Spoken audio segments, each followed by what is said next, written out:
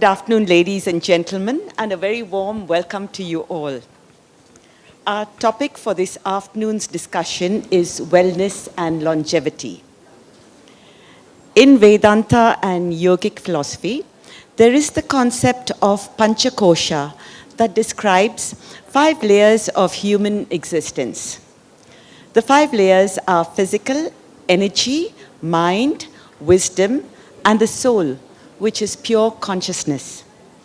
These layers are interrelated, and by integrating them, one can achieve holistic well-being and self-realization.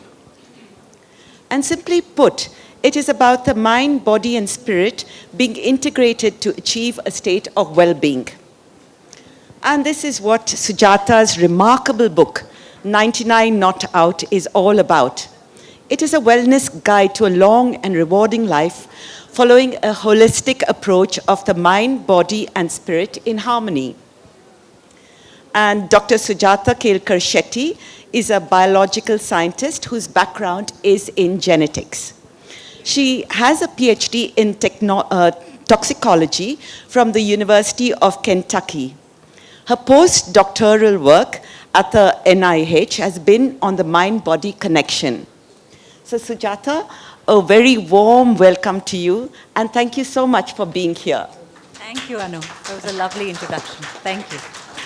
So tell us, Sujata, your book begins on the mind site and being self-aware. How important is it to adopt the right positive attitude? Right. Thank you so much for having me here, Shubha. It's an honor and a pleasure. What a beautifully organized festival, and nice to see so many people in the audience after lunch. Thank you. Thank you for being here. So, yes, the importance of a positive mindset, right? There was this study done on alcoholics, and it's really illustrative of the point that I'd like to make. The study looked at the life experience of family members of alcoholics. And there was these particular twins that intrigued the researchers. They intrigued the researchers because one twin ended up becoming an alcoholic like his father, while the second twin became a successful businessman. One twin, a successful businessman, one twin, an alcoholic. The researchers were naturally intrigued, and they asked each of the twins in turn, how did your life experience, how did your childhood influence what happened later? The alcoholic said, well, my father was an alcoholic. There was alcohol in the house everywhere. Anywhere we looked, there was alcohol. So naturally, I became an alcoholic because of my father. Then the researchers asked the other twin, the successful businessman, how did your childhood influence you as you were growing up? So he said, there was alcohol in the house everywhere. My father was an alcoholic. And because I saw what I saw in him, I wanted to be the opposite.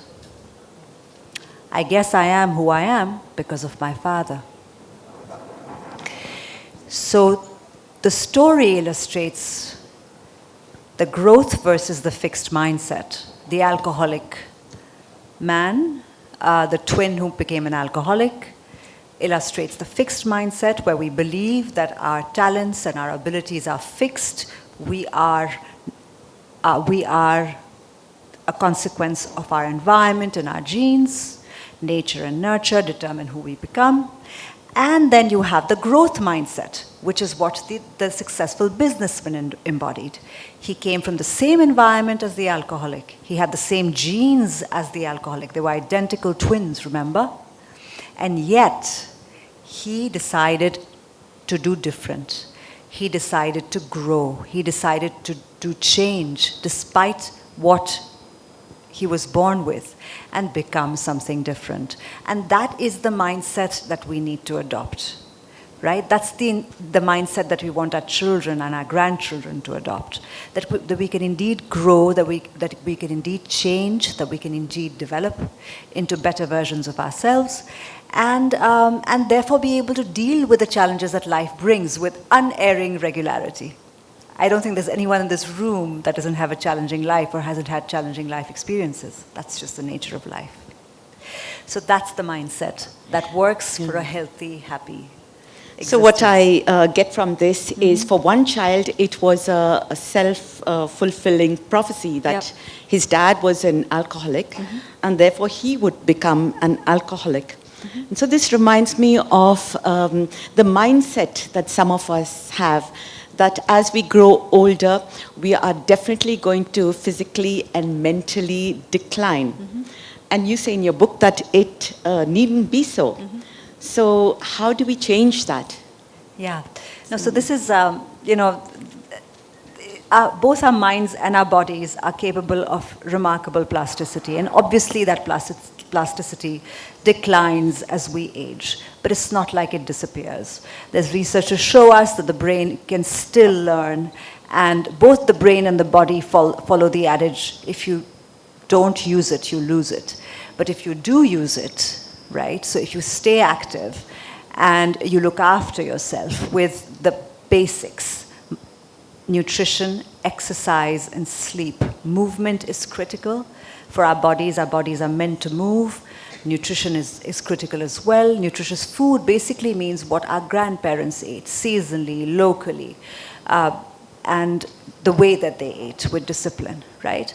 And then sleep, 6 to 8 hours, depending upon how your body functions. I need closer to 8. Some of us can get by with 6. But we know when we feel refreshed in the morning. We know when we feel rested. We know how much sleep each of us needs. And it's important to look at all three. But what is most important, and this is what makes this particular sort of question so interesting, is that Harvard did this study that was 85 years long, right?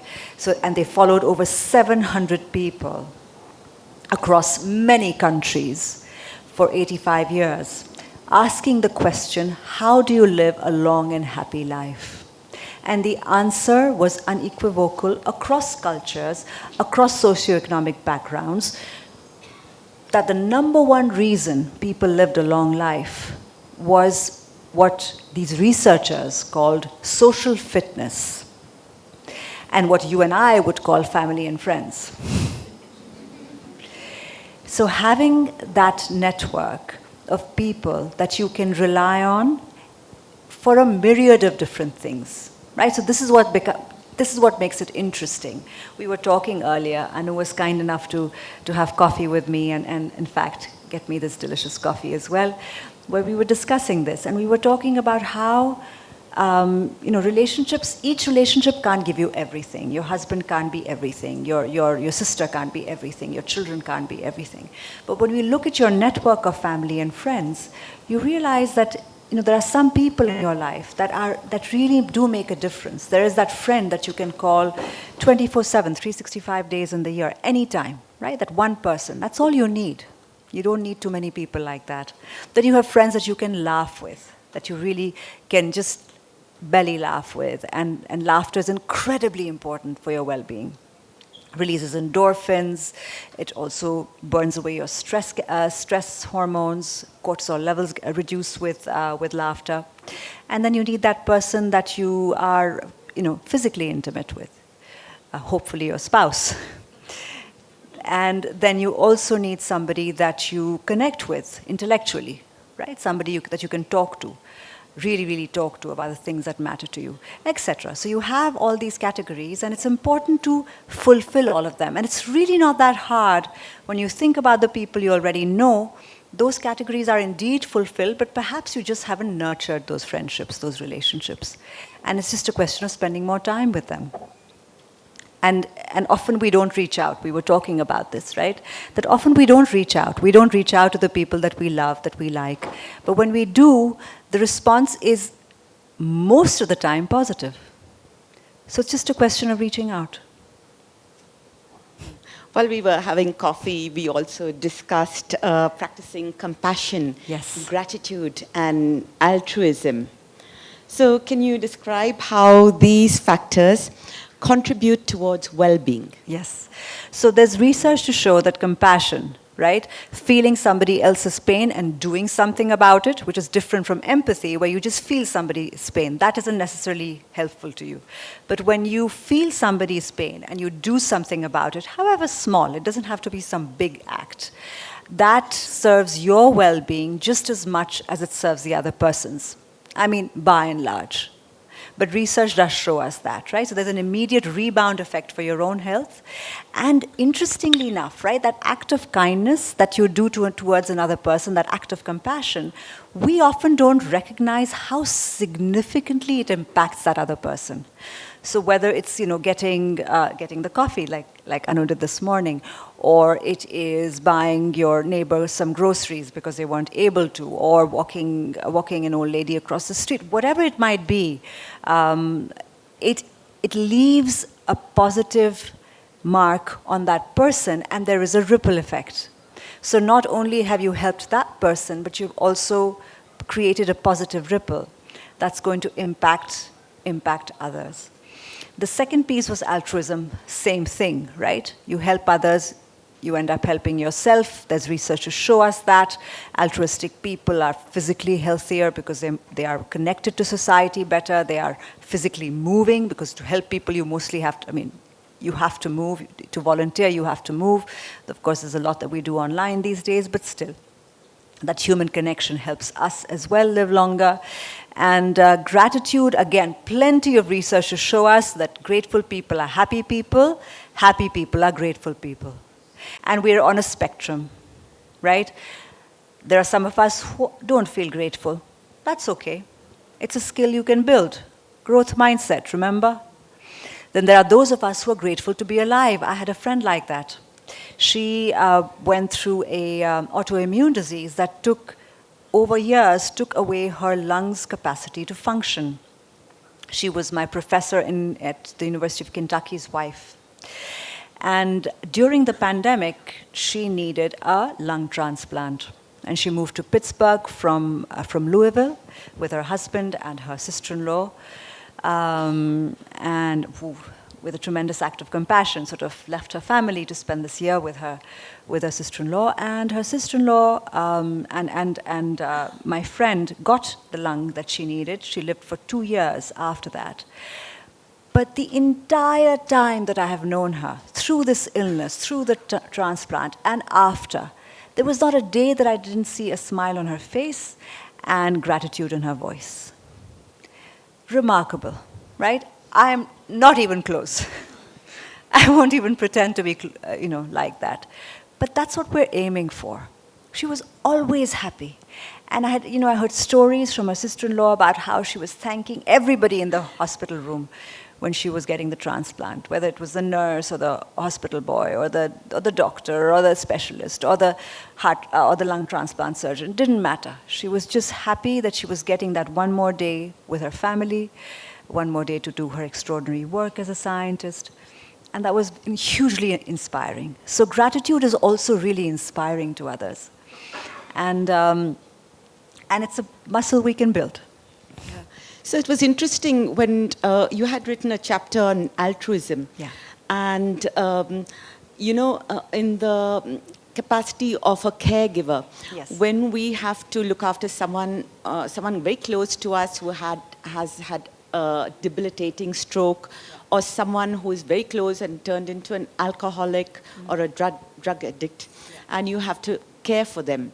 So you spoke about also caring for yourself at the same time, to form a good habit of also looking after yourself.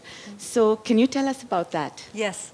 Yes, I think we're all, if we're in midlife or after, in a position where we are looking after people around us, right? We're all caregivers.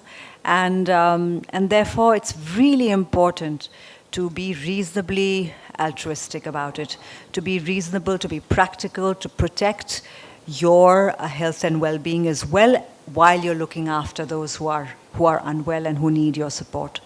And again, the tripod of nutrition, sleep, and exercise is just something you have to take care of.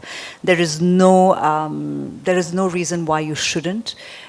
It is an act of compassion for the person that you're looking after. If you look after yourself, you're also looking after that person better.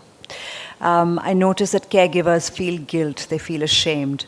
And again, I think it is up to us as their friends and family to negate that, right? So when I go to visit somebody in the hospital, I always pay attention to the caregiver, because the person in the hospital is getting a lot of attention. They're looked after.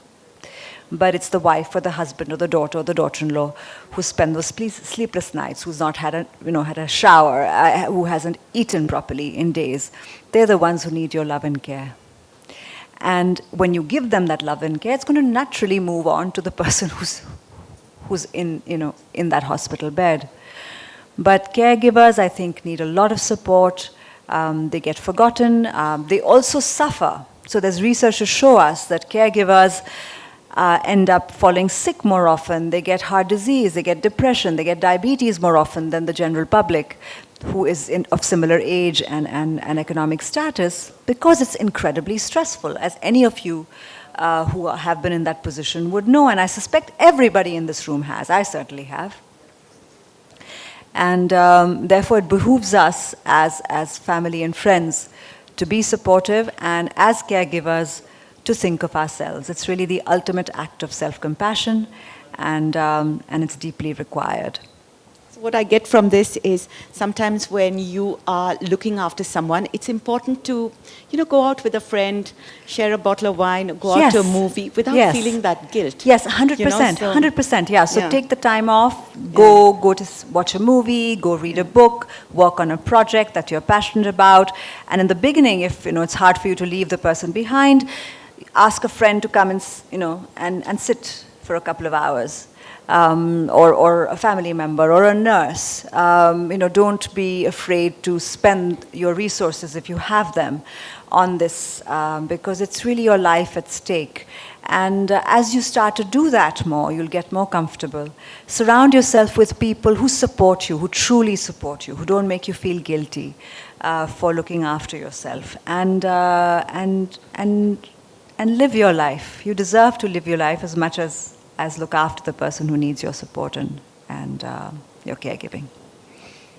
And moving on to the body, you've talked about the gut-brain biome axis and the importance of the vagal nerve in this connection. Yeah. As I understand it, the vagal nerve plays a critical role in connecting the mind to the body. So can you talk about this? Sure. The vagal nerve is the longest nerve in the body. It starts at the brainstem, it traverses down, heart, lung, your gut, and then goes all the way up. It is responsible for your autonomic nervous system, which means your blood pressure, your heart rate, your breathing, and the functions of the various organs that it traverses. It is also the evidence for the mind-body connection, right? And as you would then guess, or I'll ask the audience to guess, what do you think serves to protect the vagal nerve and keep it toned? I already answered that question for you if you were listening. It is the evidence for the mind-body connection.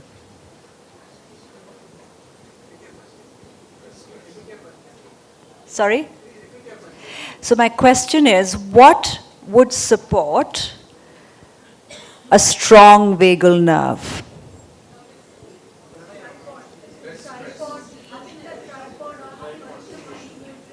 Okay, I'm glad people have been listening. I'm hearing tripod, excellent. But I said mind-body, right? Mind-body connection. So what strengthens our mind-body connection? What is a practice that we call a mind-body practice? I heard a word that starts with Y. Thank you, yes. Yoga. So yoga is incredibly beneficial to your vagal nerve, as is any mind-body practice. So you think of Tai Chi, works. Breathing exercises like pranayama, part of yoga, works. So does singing. How many singers do we have here? bathroom and otherwise. But there we go. We've got quite a few singers. There you go. So that tones your vagal nerve because it's so close to the vagal nerve. And so does dunking your face in an ice bath. So does taking a cold shower. There are some of us who are great believers in cold showers. I would invite you to try that sometime because you'll feel the calming effect immediately. Oh, lovely. And talking about this vagal nerve and the gut connection, you talk about the importance of taking probiotics and fermented food as well. Just want to ask another one in this regard. How does a vegetarian include protein, and maintain muscle mass, especially on a very, very vegetarian diet? So, and also, please tell us about the benefits of fasting. Yes. So, fasting is something that is conserved across cultures and religions. Whether you're Hindu, Christian, Muslim, Buddhist, Jain, it's very much a part of our culture. And there's a reason for it. It's really practical. Fasting is a time that your brain and your body, at a cellular level, throws out the trash. So that's when trash collection and trash chucking happens. If you don't fast, it doesn't happen. I'm not saying you need to fast because there is a fast that happens naturally when you sleep. So there is some of that happening anyway. But if you want to live a long and healthy life, and if you want an anti-aging habit that's really simple, if a bit difficult, it's certainly difficult for me to adopt, intermittent fasting is the way to go, which is 16 hours of fasting.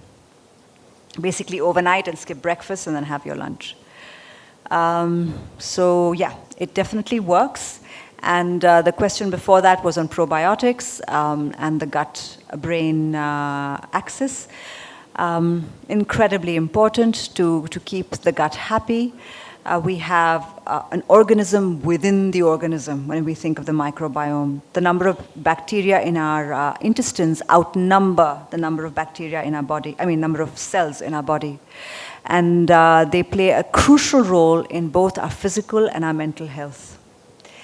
And therefore, it is incredibly important that we keep the gut microbiome sorted and eating probiotics, eating prebiotics as well. So enough roughage and making sure that you're getting your probiotics is important, and really avoiding the antibiotics, please. Yeah, I see too many people just chugging antibiotics like it's some sort of a vitamin. It is not.